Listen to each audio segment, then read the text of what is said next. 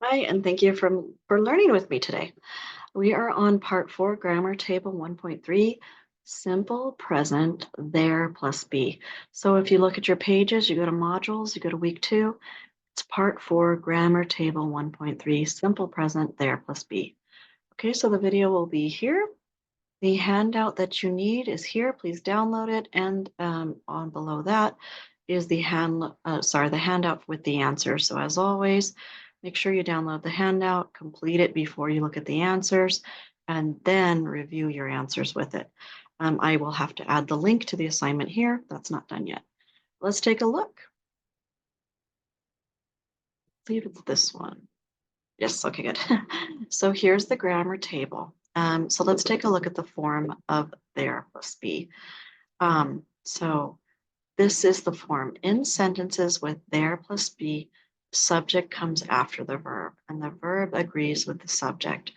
Okay, so it's a little bit interesting because we're used to having the subject here, right? But in this case, when we're using there is or there are, the subject comes after the verb.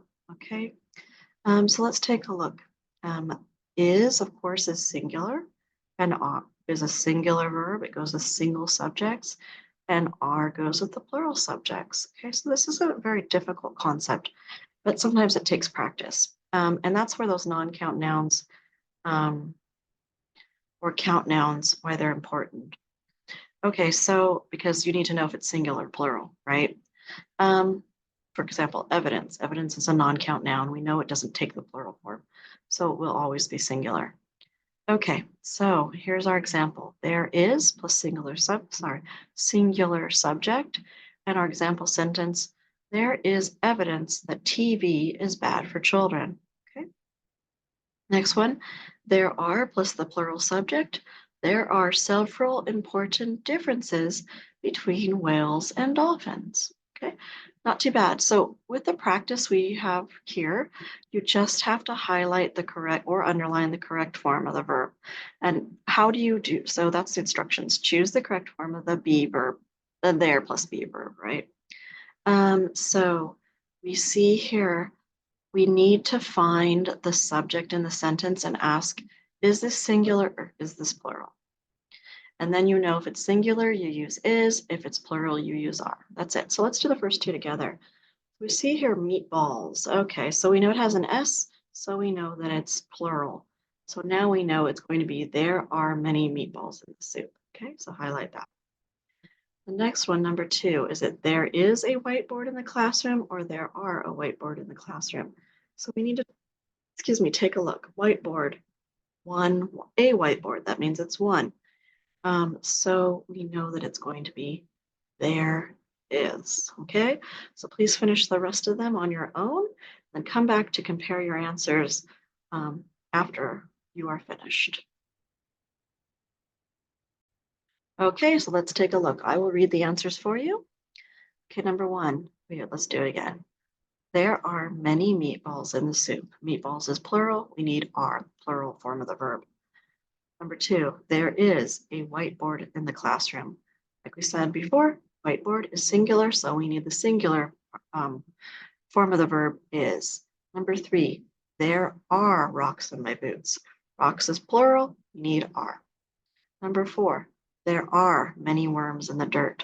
Worms is a plural, right? So we need the word are. Number 5, there is an ant on my, oh my gosh. That's a misspelling. I'm sorry. That's like the mother of your sister that way. There, an ant, like a little bug. There is an ant on my plate. Not there are an ant on my plate because ant is singular. So we need that singular verb is. Number 6, there is a new piano in the music classroom.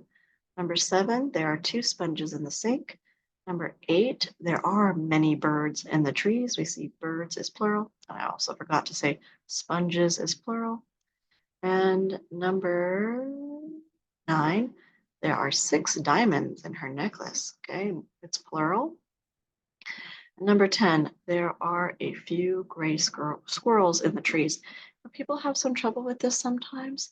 This is just remember it's modifying the noun here, but it's still plural because a few means like 1, 2, 3, 4, maybe up to 3 or 4 squirrels in the trees. Okay, so it's still plural. So people get a little bit confused with a few. It just means more than one and less than 4, I think. So 2 or 3. Okay, thank you. That's it for this one. Usually students don't have too much trouble with this, but if you do, as always, email me if you have any questions, comments, or concerns. Thanks for learning with me, and I'll see you next time.